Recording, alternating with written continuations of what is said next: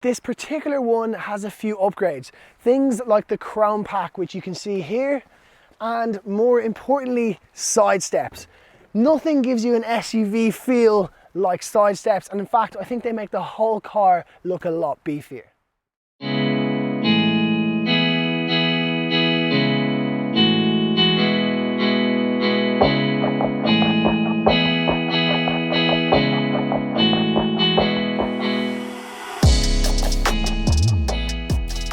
Hello and welcome back to the DoneDeal YouTube channel. I'm David OC and today we're reviewing the ever so popular Hyundai Tucson. Now, it is actually one of the most popular cars on the market today. In fact, it is second most popular to the Nissan Qashqai, which has sold about 150 units more than the Tucson.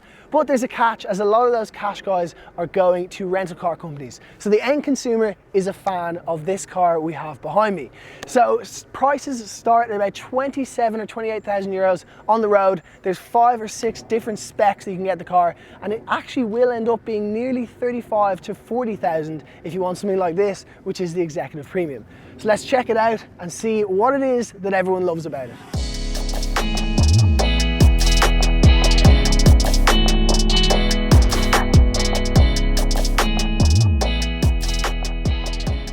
From the back, it doesn't actually look all that different from its predecessor. You'll notice a couple bits. Things like the upgraded, more modernized taillights and the twin pipe exhaust off to the right hand side.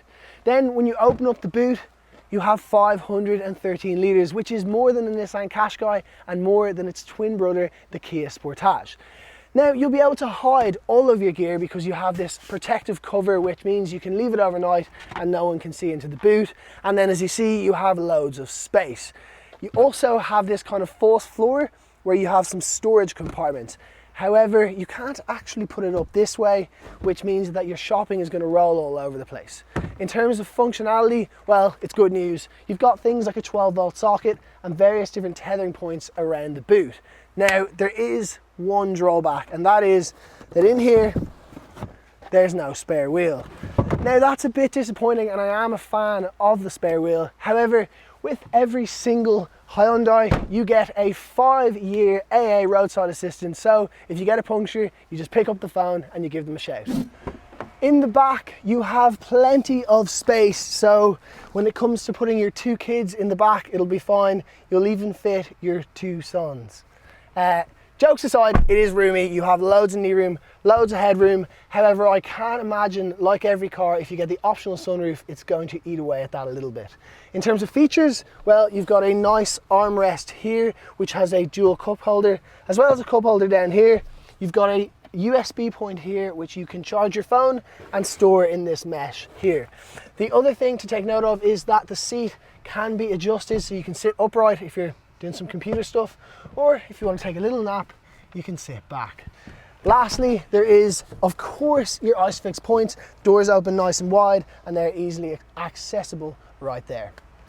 In the front, well, this is actually a nice treat, as usually I think Korean cars tend to be a little bit bland inside, but this is nice and bright and it has lots of cool features. So the first thing you'll see is that there is these leather seats and they're nice and bright. However, they are manually adjustable, which even in this premium executive model, I think it should be electric. Now there is of course a very adjustable steering wheel. Again, I'd love if that was electric, but it will do in a manual form. Then in terms of features, so you've got 2 cup holders here, you've got a place for storage there, and there's even wireless charging, which is an extra unless you've got something from the premium executive up, but it is fantastic. Of course, you've got loads of other features. You've got things like the glove box there, which is great. You've got storage in here, which also slides forward, which means you can have your elbow resting as you're changing gears. Then the infotainment system. The infotainment system comes on this rather large screen. It almost looks like an iPad or an Android tablet. Now it's 8 inches on this premium executive model. However, the standard one comes with a 7-inch. Now it's good, but it's not great, and it's kind of the elephant in the room with all, let's say, Asian car manufacturers, be it Japanese or Korean. They tend not to quite be as good as the Germans. It does work, there's loads of sensitivity, and of course you can click things like your sat nav, and it has an actual sat nav. You can enter your destination. It's brilliant.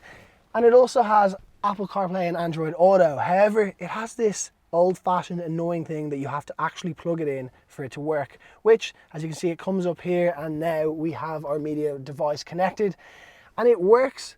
But I just think, particularly when a car has wireless charging, it's a bit annoying that you have to plug it in for Apple CarPlay and Android Auto to work. But other than that, everything works. Your apps are all there and it is very simple to use. It's literally anyone can get in it and anyone can work it.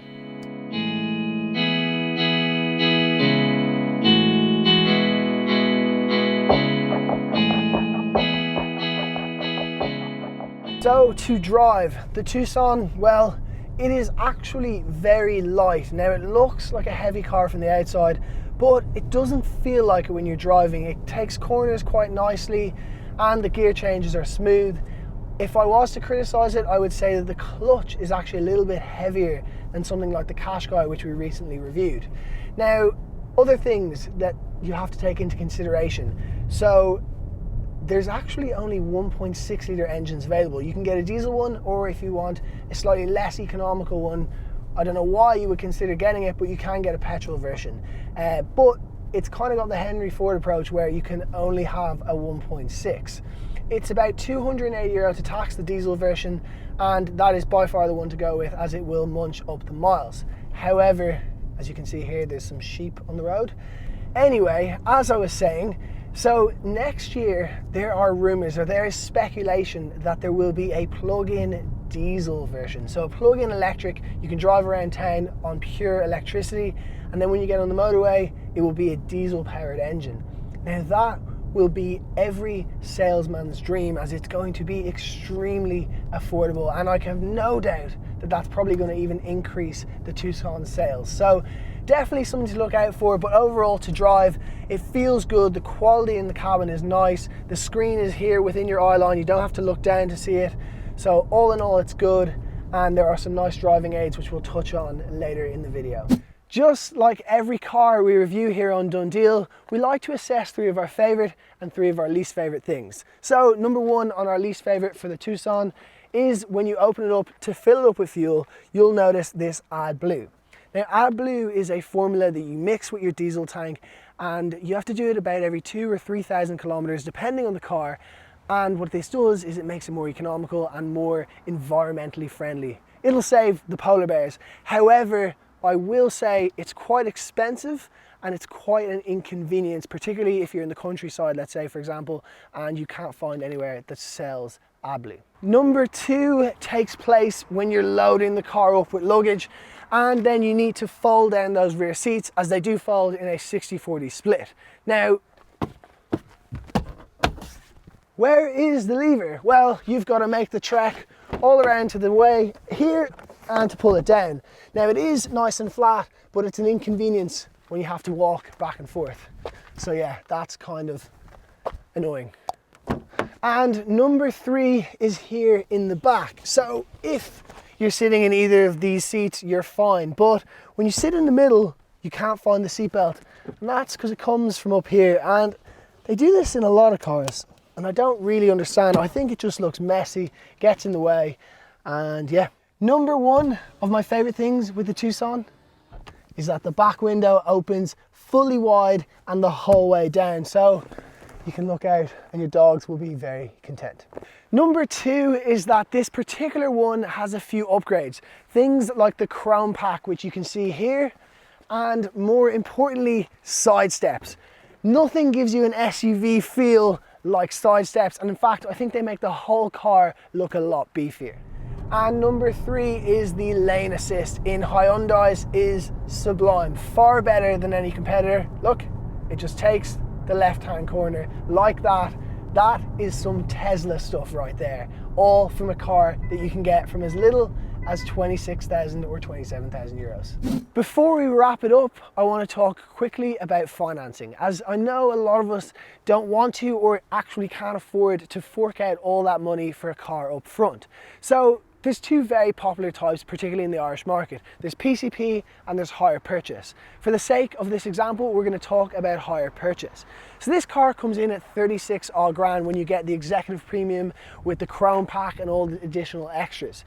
Now, if you're to spread that monthly payment, if you have a down payment of about 6,500 euros, for 37 months you'll be paying 466 euros.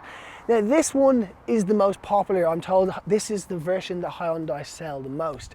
However, if you want to maybe reduce that monthly payment, you could just spread it over a longer period or get a lower spec, but that's kind of the rough price that you're looking to be paying monthly.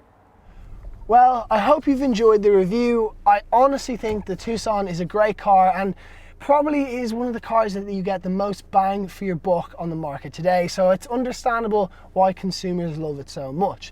Anyway, thank you so much for watching. If you own or have ever driven a Tucson, we'd love to hear from you in the comments. I want to also thank Mooneys of Deansgrange for supplying us with the car, and we will see you in the near future with our next review.